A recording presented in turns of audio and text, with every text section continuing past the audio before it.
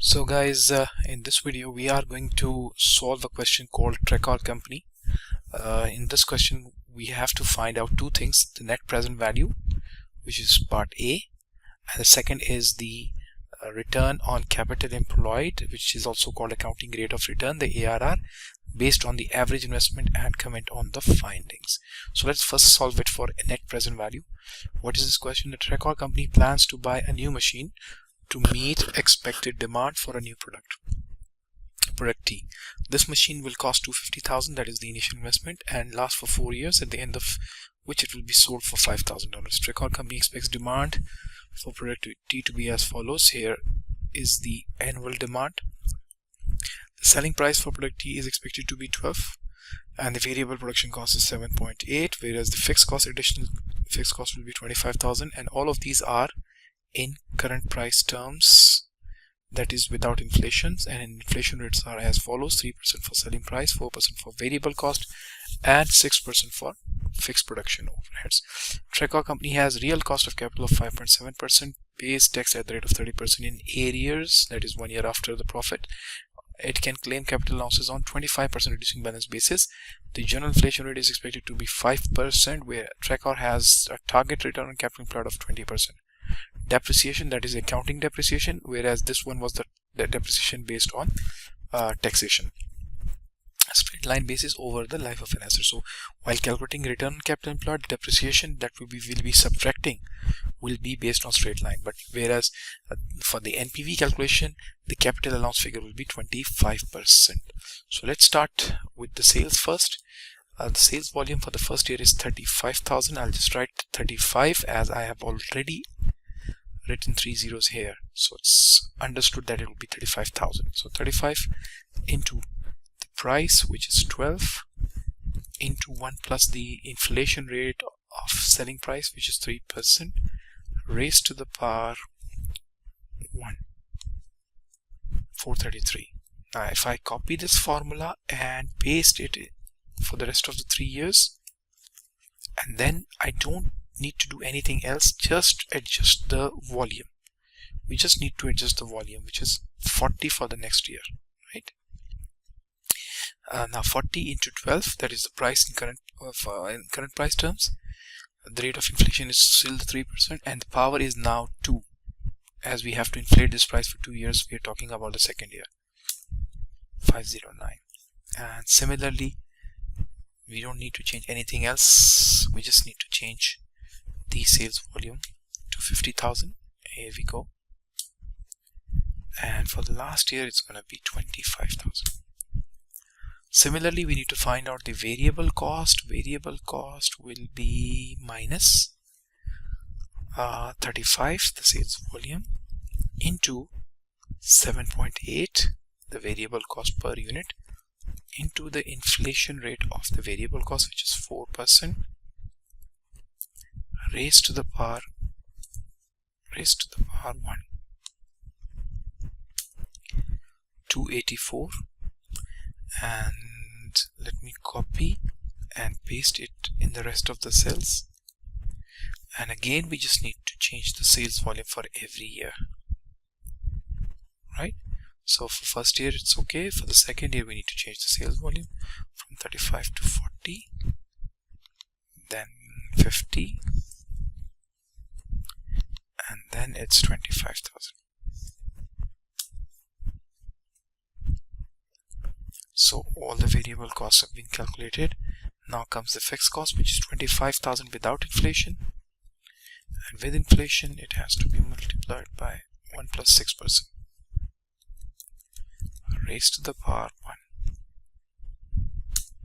27, and we just need to copy it, and we don't need to make any adjustments, as the 0 point fixed cost is still going to be 25, 6% inflation, and power 2, then power 3, and then power 4. So let me sum all these cash flows, apply the sum formula, 0, copy for in the next. Here we go. Now we've got pre-tax cash flows, then 30% tax, and as you know that the tax was in arrears, so I'll start from year 2, minus, as the tax is going to be an outflow, 122 previous year into 30%. So 37,000 is the tax cash outflow of the first year because of arrears. Then I just need to copy, paste. So that's 30% of 144,000 is 30% of 144,000 is 43, 187, 30% 56, 78, 30% of 78 is 23. Now, as you know that this is not the tax figure that should be paid to the tax authorities, as the tax authorities will be subtracting the capital allowance figure from this 122 and then they will apply the tax. But we have done it without capital allowance adjustment. Since capital allowance is a non-cash expense, so we usually do not reflect it in our NPV calculation. But because of not reflecting it, the tax figure will be overstated. So the easy way of adjusting this tax figure is to add back the tax that we will be saving because of capital allowance. So what I have to do is I have to just see what's the cost of asset. The cost of asset is 250,000 and capital allowance is available at 25% reducing balance basis. So for the first year, the capital allowance will be 250 into 25%, right? So this is the capital allowance figure that the tax authorities are going to allow us as an expense, which is going to be 63. So it means that we will not be paying any tax on this amount. So it will save us 30% tax, because the tax authorities will subtract this 63 from this cash flow and then they will charge us with the tax. And we have done it without this. This 37 was without deducting any capital allowance from this figure, which was an overstated tax figure. So taking 30% of this figure and then adding back this amount 19 into this, it will adjust our tax figure. I'll just show you roughly. Let's say in case we need to find out the exact tax that we are going to pay to our tax authorities, what we will do, 122, right? From 122 the tax authorities are going to subtract 63, that was the capital allowance figure for the first year, which is going to be 59, and they will actually be charging us 30% of 59, which is going to be $18. So the actual tax figure for the first year will be $18, not 37. But since we have shown 37 here, so we have added back 19 here. So from 37, if we subtract 19, it is going to be 18 automatically. So that's a better way of doing it. So if we add these two, it is minus, it is plus, so the net figure will be minus 18, which is the actual tax that we are going to pay to tax authorities. So I'll add back 19. Similarly, we will be doing it for the rest of the years. But in the next year, the capital allowance or the tax benefit on the capital allowance will not be the same, as it's not a straight line. It is on a reducing balance basis. So every year the value of the asset is going to go down by 25%. So if the value of the asset is going to go down by 25%, it will automatically reduce the tax benefit figure by 25% as well. So in the next year, the tax benefit figure will be 25% less than the previous year. So that's 19, and we will reduce it by 25%, or we can just simply take 75% of this figure. So if we just take 75%, it means we have reduced it by 25%. So next year it will be 14,000. In the next year it will be further reduced by 25%. It will be 11,000. So for the first 3 years, this is what is going to happen. Every year the tax benefit will be reduced by 25%. But since this is the last year, and in the last year we won't be allowed tax depreciation of 25%, we will be allowed the complete value of the asset, which is still not given us as an expense, has not been given us as an expense. So the cost of asset was 250. In the first year it was reduced by 25%, that is we were allowed 25% as an expense. So what was left? 75%. So after first year, the value of the asset was left over as 188. Then a further 75% was allowed in the a further 25% was allowed in the second year, and we were left with a written down value of 141. Then it was again reduced by 25% for the next year, for the third year. So we got three capital allowance figures. So it was depreciated at the rate of 25% for 3 years. So after the end of the 3 years, the value of the asset, the written down value of the asset was 105. So instead of writing it 3 times, mathematically we can just take power 3. Again, the answer is going to be the same. So 105 is the written down value after 3 years depreciation, right? So this is the value that tax authorities will usually allow as expense for the last year, as there are no further years. So whatever is left will be allowed as an expense. We can claim this as our expense. But since the scrap value of the asset is 5,000, so obviously 5,000 is something that we will be able to recover after selling this asset. So tax authorities are not going to allow this amount as expense. So they will subtract it from 105. So what they will allow? They will allow an expense of 100,000. So it means they will reduce our taxable income by 100,000 and then they will charge us with tax. So we will be saving 30% of this amount. So I'll just apply 30% to find out the tax saving in the last year. So the tax saved in the last year is going to be 30,000 because of this balancing allowance figure. So 100,000 was the balancing allowance figure and 30,000 is the tax saving because of that 100,000. So these are the tax saving resulting because of the capital allowance for the first 3 years and balancing allowance in the last year. Then comes initial investment minus 250. The scrap value will be 5,000 at the end of the last year, right? And let us calculate net cash flows now. Sum from here till here, 250, as there is only one single cash flow in this part. Then I'll just copy it to the next. We'll get 122.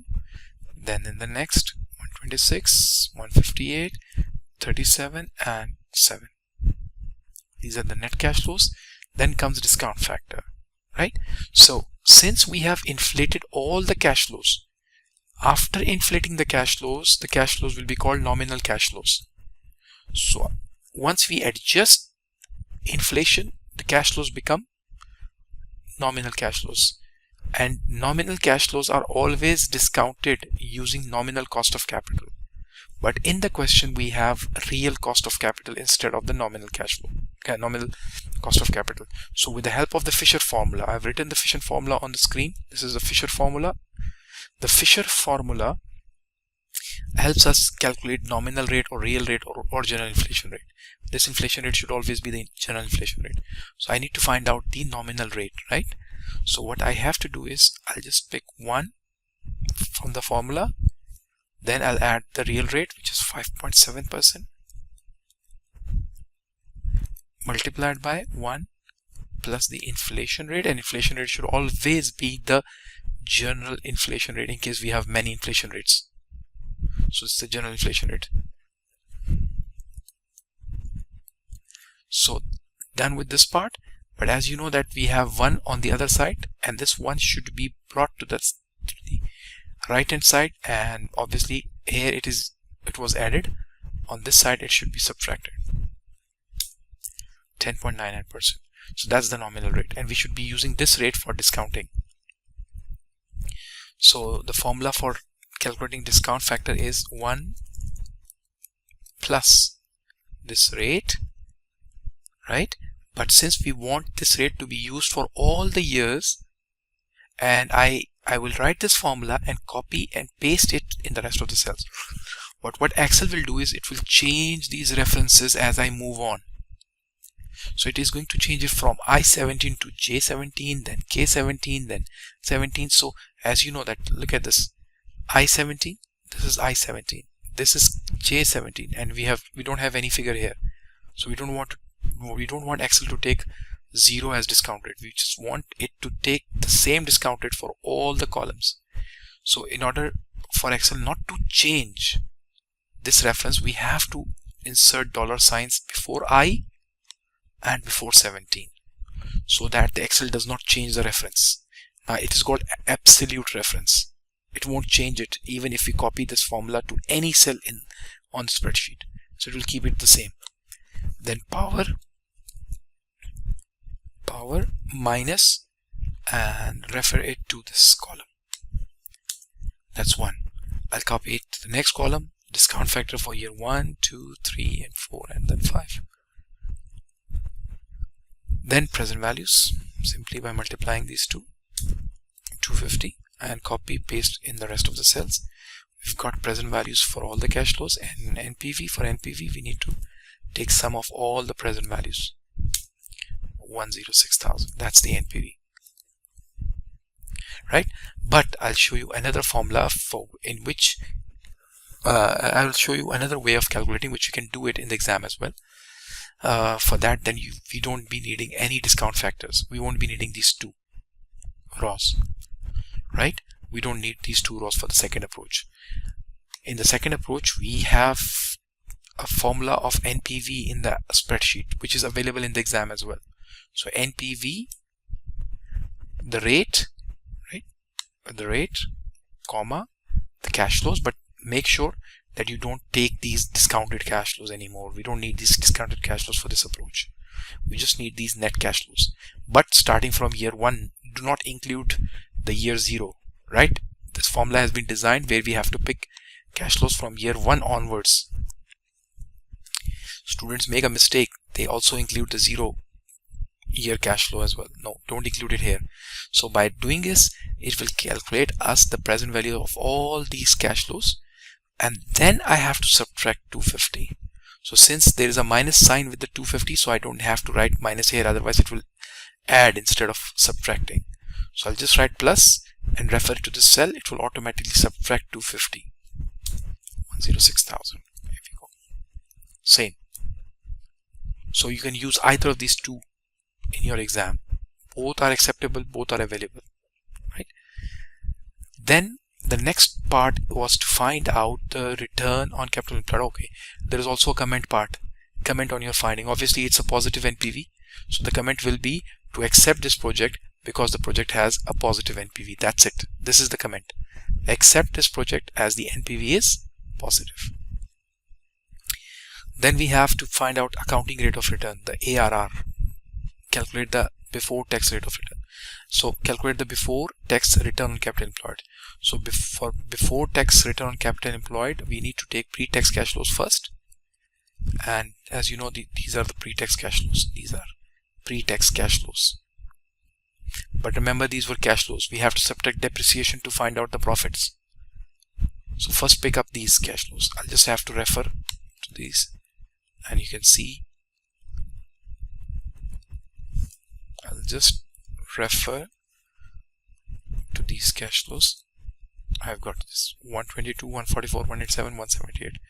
So you can just copy these cash flows and paste down here, or you can simply refer to those cells. J6 is equal to J6, then K6, K7, and so on and so forth. So for pre-tax cash flows. Now I have to subtract depreciation. Depreciation for return on capital employed purpose was on straight line basis. So the cost of asset was 250 minus 5, the scrap value, divided by 4. As you know that the formula for straight line depreciation is cost minus scrap value divided by useful life. So it's minus 6125, and you know that in under a straight line method, depreciation will be same for all of the years. So this is the profit for the first year. Copy paste, and here we go. So we've got profit before interest and tax for all of the 4 years. Then we need to find out the average profit using the average formula, average, and select all these cells. That's the average profit for these 4 years. This is average profit per year.